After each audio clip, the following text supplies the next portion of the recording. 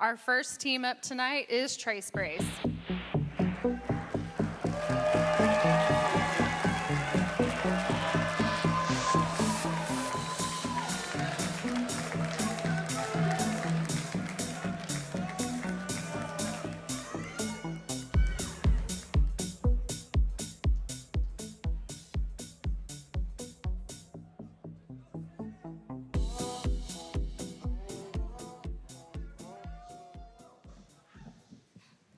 Hi, I'm Katie.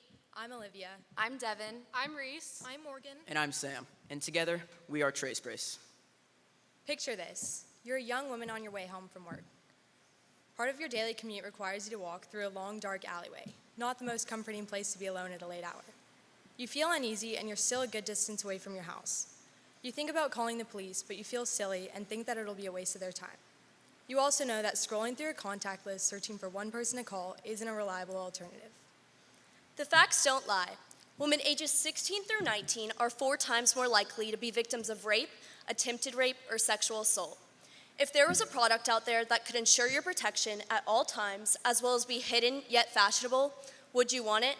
Well, that's what we have for you today. We present TraceBrace, a discreet safety bracelet that you can wear on the go. When presented with uncomfortable situations, all you have to do is press a simple button and your location will be sent to desired contacts. Unlike our competitors, our product has no need for Bluetooth connection, making it more accessible. With TraceBrace, young women are provided with the peace of mind to enjoy their daily lives with the confidence that safety is always there with the touch of a button. TraceBrace can be used in a wide variety of situations. Using our application paired with our device, I can signal to my preferred contacts that I'm feeling uncomfortable, my GPS location, and the speed that I am traveling at. After an allotted period, I can then signal to my same contacts that I am okay and my updated location. Using prior communication accompanied with our app, contacts can know whether to call the police or to just check in on our users. Women are faced with the issue of protecting their safety every single day, and TraceBrace will aid in the fight to gain back their peace of mind.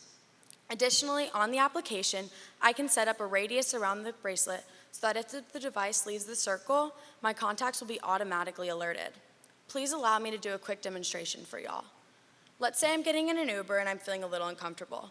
I'm going to signal to my TraceBrace team members that I'm feeling this way, and they should be getting a notification soon. And then once I'm at my desired location, I'm then going to signal to them that I'm all right. Our direct competitor is a company called Invisiwear. They are a safety device disguised as a bracelet. They utilize the Bluetooth feature on your phone and enable you to connect with up to 5 chosen contacts. They also allow you to connect directly with the 911 operator. While similar in regard to function and design, our product is unique in the sense that it does not require any device or Bluetooth connection. Because our product utilizes a standalone 2G tracker, in the event that you are separated from your phone, TraceBrace can still connect to your contacts. Our product is waterproof and will be sold for under $100, providing young women with a cheaper, more affordable option than any of our competitors. Part of the TraceBrace brand also includes supporting national organizations committed to helping young women stay safe. We plan to donate a portion of our profits to the nonprofit organization RAIN, the nation's largest anti-sexual assault and violence organization. Utilizing statistics concerning our target market, we determined that our total addressable market is 33.5 million women, and our serviceable addressable market is a little over half that. We utilize a combined transaction and subscription-based revenue model, with the base cost of our product at $50 and the subscription cost at $6 a month or $33 for 6 months. Accounting for fluctuations, revenue starts at under $10K, but more than quadruples each year. And our gross profit margin stabilizes at around 65%.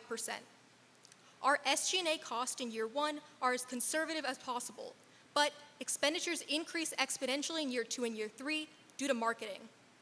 Overall, net profit margins fall in the 21 to 42% range, increasing over time.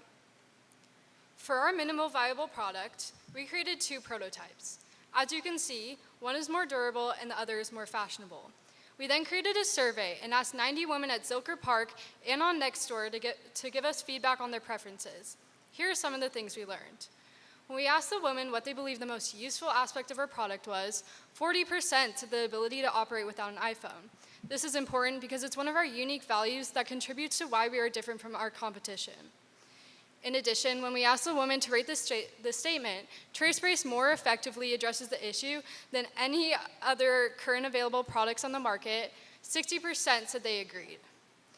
In applying our MVP to our actual product, we finalized our customer segment to be women ages 16 to 30.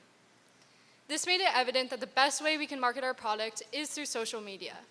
So far, we have taken steps to expand our social outreach by creating an Instagram account, as well as taking the contact information of those that have expressed interest. Our next steps, including creating a TikTok to gain traction, sending PR packages to influencers, and reaching out to contact at Facebook on how we can best market our product on their platforms. Lastly, we finalized TraceBrace's style, which you have in those boxes that I handed you at the beginning. I'm sure you're wondering where your money will go if you end up investing. Well, let me tell you. We have 4 main objectives. The first being to set up a limited liability company. Second, we will put forth a percentage of these earnings towards app development. Then we will continue creating products for those consumers who just can't wait to start wearing trace braces. And finally, we will start our newest and improved TraceBrace National Sorority campaign. What this means is that monthly and annually, the top sororities in the nation have a focus on social issues, whether that's anti-discrimination, bullying, or in this case, women's safety. Chi Omega has over 300,000 members with 171 campuses, while Tri Delta, 238,000 members with 140 campuses. While working with their national headquarters, we can use the nation's campuses and sororities to help safety. And if we use the sororities and using their tables in the university centers, we can also use their social media team to expand this campaign even further. Finally, we've also reached out to those sorority members and those in sororities to let them know about our business inquiries. And they've let us know that if we do win this, that we do have a very high chance of being their next focus. Finally, we've also endorsed our Kickstarter to make even more funding for our business. Let's move from possibility to practicality. As investors, you carefully weigh the balance between risk and reward, potential versus probability. We recognize that. Let's move beyond a simple high school competition and into the real world. In this playing field, we have the advantage. 2 reasons. Unlike other startups, our analysis comes from strangers and not biased sources like family, friends, or classmates. We currently have the names and numbers of 92 strangers who are interested in our product. Second, we have connections, whether that's a link at Facebook or a women's rights advocate with her own interview series. Angel investors are reaching out to us as we speak. And most importantly, we have a business who has agreed to sell our product, whether that comes a year from now or 10. In cutthroat business, there is nothing more important than being self-aware. Judges, we know we have the appeal, we know we have the determination, and all we need now is a place to start. Let me leave you with this. Since we've been on stage, statistics show that 7 men or women have been sexually assaulted. We created TraceBrace with this statistic in mind. We want to help the world stay safe one TraceBrace at a time. So if you want to stay safe, why not stay safe with TraceBrace?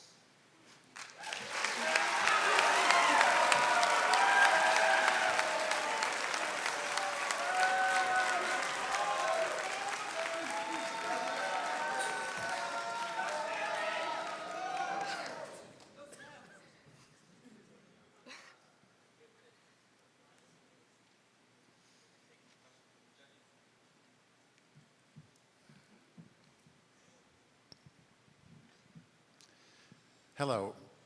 Nicely done presentation. It's impressive.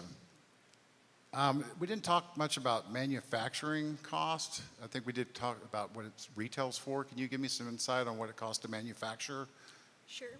So the tracker we used is called Tracky. They sell it for about $13.99. So obviously they're making some profit on that. It's definitely going to be manufactured for much less than that.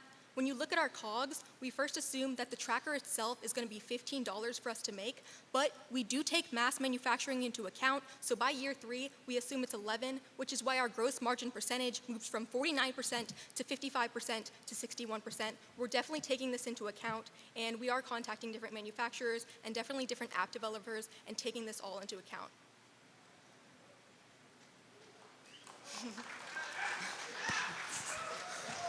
So I had another question for you on the manufacturing front. What are your plans in terms of how you're going to get this manufactured? Have you looked into a contract manufacturing model? Is it going to be in someone's garage for some period of time? What are your thoughts around that? So right now, we would say if we have this money, we also have talked to our family members, and again, we have these angel investors. We have a ton of money that we're going to be able to put into our business. We believe that if we amass a certain amount, we reach our startup cost, which is going to be $104,000. We can go straight into mass manufacturing. We already have a place to sell, and we believe if we make those relationships, then we're going to be able to do this right away.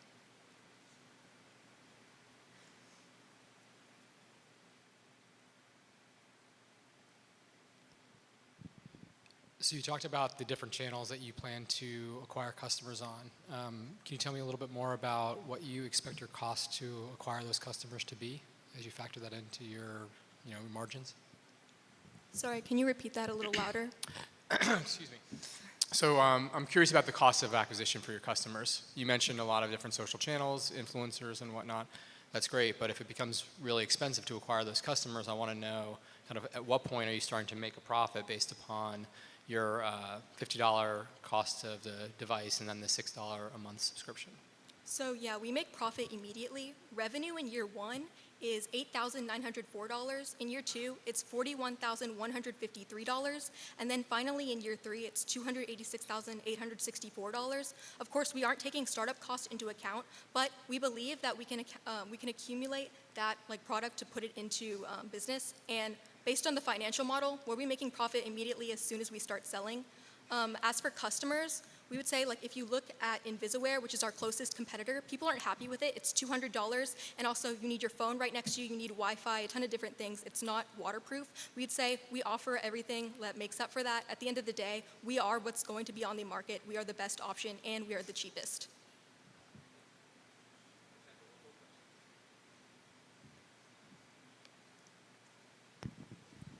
So when you were talking to your people the 92 people, I think you said you asked if they would wear it. Did you have the model, the prototype for them to look at? And did they say that was great, they would wear it? And what was the feedback on the model itself? Yes, ma'am. So we went to Zilker, and it was a really bright, sunny day, so a lot of young women were out. And we actually showed them this prototype and the one that y'all have above y'all, and everyone seemed super enthusiastic about it. They actually leaned more towards this than the more fashionable product we thought, which was a good information to know. So everyone seemed like they liked it a lot.